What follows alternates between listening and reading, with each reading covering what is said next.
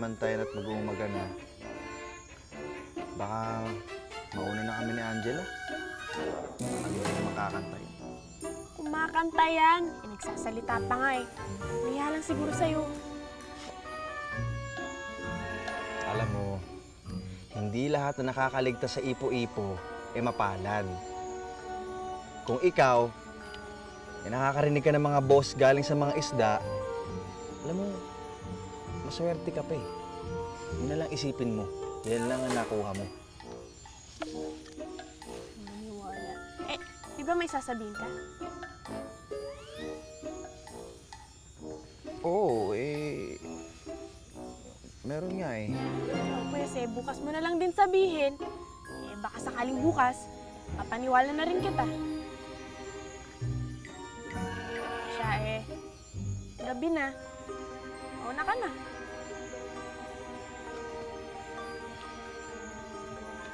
Sige, sige. Gabi na. Sige. Bukas na lang ulit. Angela.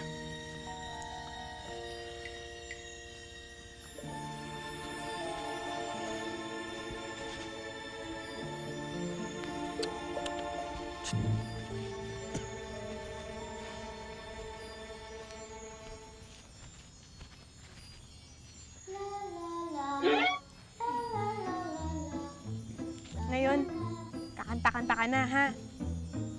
Naglagan ba to, Maria Carpa? Eh, alam mo ba, mas malawak ang dagat kaysa dyan sa lalagyanan na yan. Gusto mo, bumalik ka? Tawarin mo na ako. Hindi ko pwedeng ilabas ang lihim namin sa lahat ng tao. Na ako ka rin. Eh, kaibigan ko naman kasi si Manuel. Gusto ko lang kasi muna makasiguro. Malakas ang kapangyarihan ng hari ng mga Shokoy.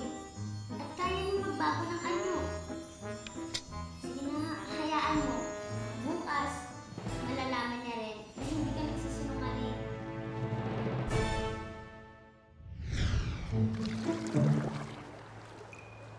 Ano ba ginagawa natin dito? Ay, naku, matuto ka nga maghintay, pwede? May sasabihin nga pala ako sa'yo. Itong sagwan ko, tuwing gabi, nagiging taong tuod to. Hello, Ninay! Gusto mo magpasin kita ng sagwan? Eh, ano nga kasi ginagawa natin dito? Ha? Yung mga isda nandoon sa mga tiyuhin mo. Hintay ka nga eh. Hindi lang kita. Sige na, patalunin mo na yung mga isda dito, pwede ba?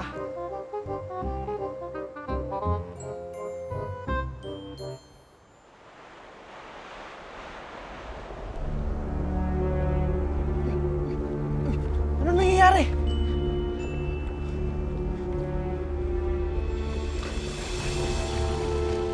Uy! Ano? Sinasabi mo sagwan mo, nagiging taong to, ha?